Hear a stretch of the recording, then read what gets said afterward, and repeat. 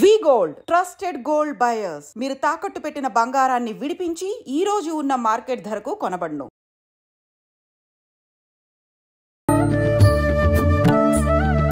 నమస్కారం, welcome to I dream. ధర్మ మార్గం విత్ విజిత కార్యక్రమానికి స్వాగతం. ప్రస్తుతం మనతో పాటు ఉన్నారు ప్రముఖ ఆధ్యాత్మికవేత్త జేఎస్ శాస్త్రి గారు. ఇప్పుడు వారితో మాట్లాడి మరిన్ని విషయాలు తెలుసుకుందాం. నమస్కారం అండి. నమస్కారం. మామూలుగా మనం ఇంతకుముందు ఒక టాపిక్ చేస్తున్నప్పుడు మీరు పంచమహాలక్ష్ములు అని చెప్పి అన్నారు.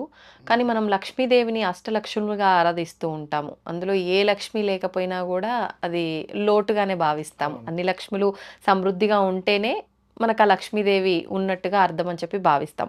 కానీ మీరేంటండి అష్టలక్ష్ములు అయితే పంచమహాలక్ష్ములు అన్నారు?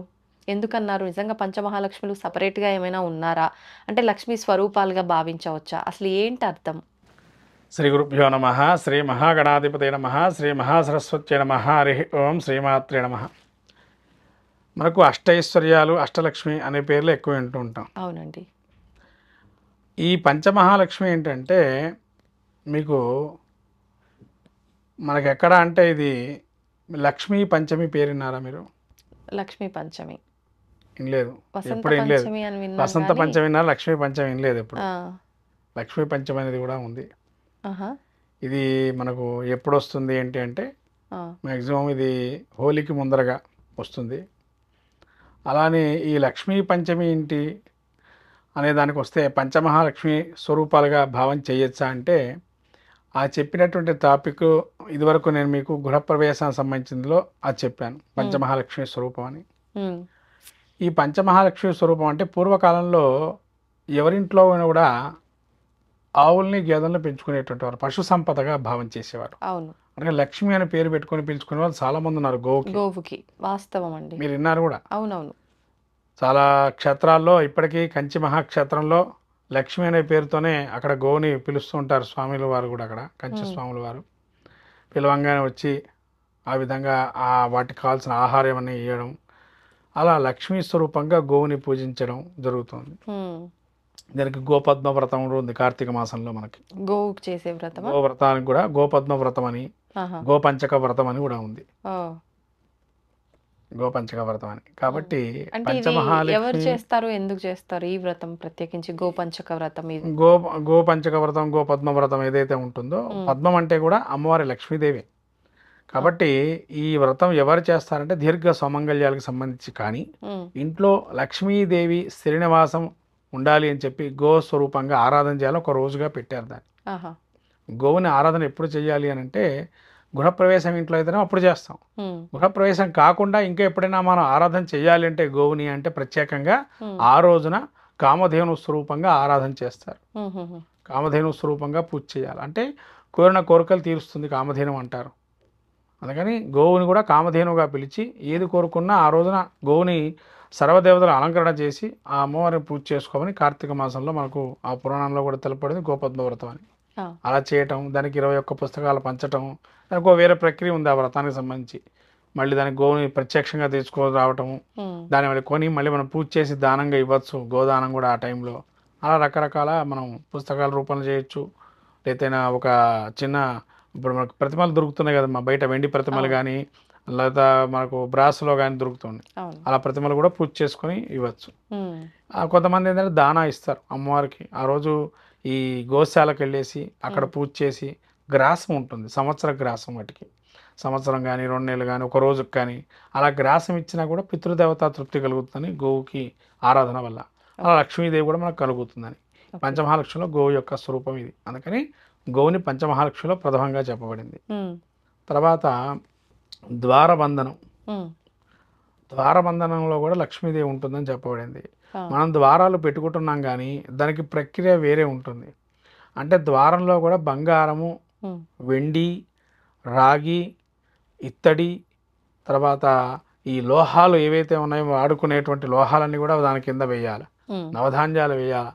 తర్వాత రత్నాలు, మనకు దొరికే రత్నాలు ఏవైతే ఉంటాయో నవరత్నాలతో పాటు ఇంకా అనేక ఉపరత్నాలు ఉన్నాయి. ఆ రత్నాలన్నీ కూడా పొదిగింపి ఉమ్, గృహబంధనం అంటే గృహలక్ష్మి స్వరూపంగా పూజ చేస్తాం.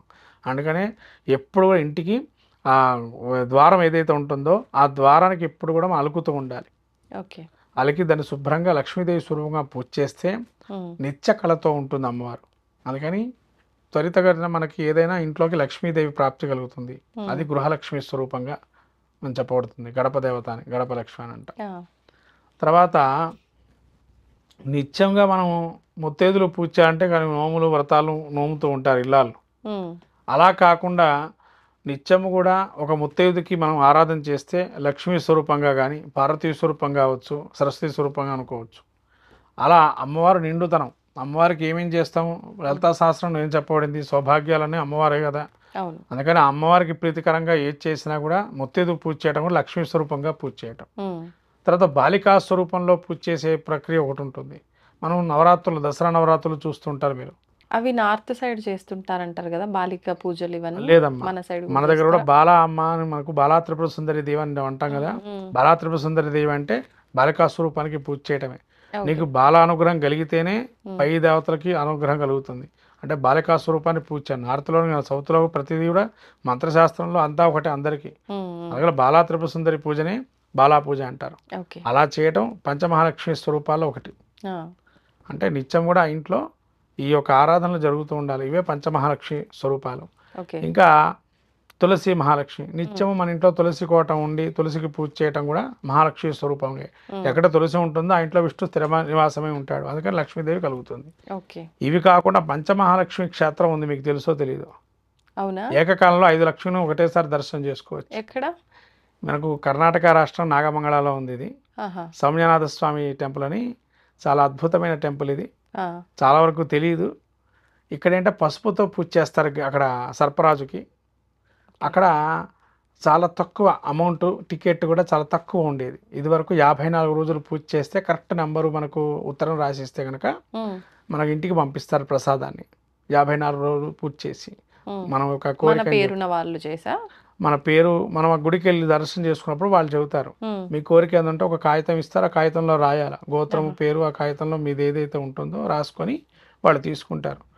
తీసుకున్నప్పుడు వాళ్ళు దాన్ని ఆరాధన చేసి మనకు పంపిస్తారు. పెళ్లి కాని వాళ్ళు కానీ, సంతానం లేనిటువంటి వారికి కానీ చాలా విధానంగా సంతానం కలిగింది, పెళ్లి కూడా కలిగి అక్కడ జరిగినాయి. అక్కడ దర్శనం చేసుకొని వచ్చిన తర్వాత 54 రోజుల తర్వాత. అట్లా ఈ పంచమహాలక్ష్మి క్షేత్రాలు అక్కడ ఏంటండి అంటే, సౌమ్యనాథ స్వామి పక్కనే అమ్మవారు లక్ష్మీదేవి ఉంటుంది, అదొక లక్ష్మీ స్వరూపము. ఇంకా విచిత్రం ఎక్కడ మీకు కనబడదు, అక్కడ మీకు మదన వేణుగోపాలుడు ఉంటాడు అక్కడే. అంటే సత్యభామ రుక్మిణి సమేతంగా ఉంటాడు. అదే ఒకటే స్వరూపంగా ఒక మండపంలోకి వెళ్తే అమ్మవారు కృష్ణుడు, కేశవుడు, రాముడు, విష్ణుమూర్తి, లక్ష్మీనారాయణ స్వరూపంగా ఒకటే స్వరూపంగా పంచమహాలక్ష్మి స్వరూపంగా చూస్తాం అక్కడ. అంటే కృష్ణుడు 20 భార్యలు ఏవైతే ఉన్నారో రుక్మిణి సత్యభామను చూస్తాం ఒకటేసారి. అక్కడ మహాలక్ష్మిని చూస్తాము. మళ్ళీ లక్ష్మీనారాయణ ప్రతిమ వేరే ఉంటుంది. లక్ష్మీనారాయణ స్వామిలో కూడా లక్ష్మిని చూస్తాము. తర్వాత మళ్ళీ సీతారాముల పరివారంలో సీతాదేవిని చూస్తాము.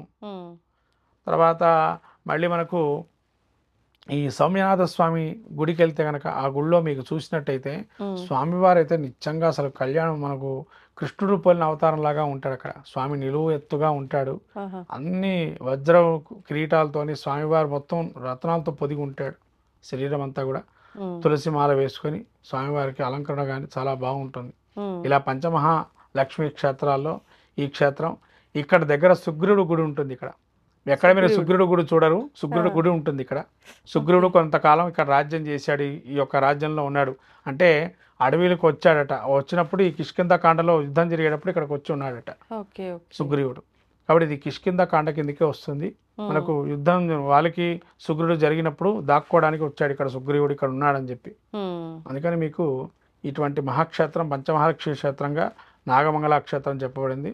అక్కడ ఎవరు వెళ్ళినా కూడా సంతానం లేనిటువంటి వారు కానీ, పెళ్లి కానిటువంటి వారు కానీ అక్కడ 54 రోజులు పూజ చేసుకుంటే కనుక ఖచ్చితంగా సంతానానికి సంబంధించి కానీ, లేదా సంతానం లేనటువంటి వారు ఏదైనా కోరిక ఉండొచ్చు. రెండే కాకుండా ఏదైనా కోరిక ఉన్నా, అవరోధాలు ఉన్నా అవన్నీ తొలగిపోతాయి. అది పంచమహాలక్ష్మి క్షేత్ర మహత్యం అక్కడ.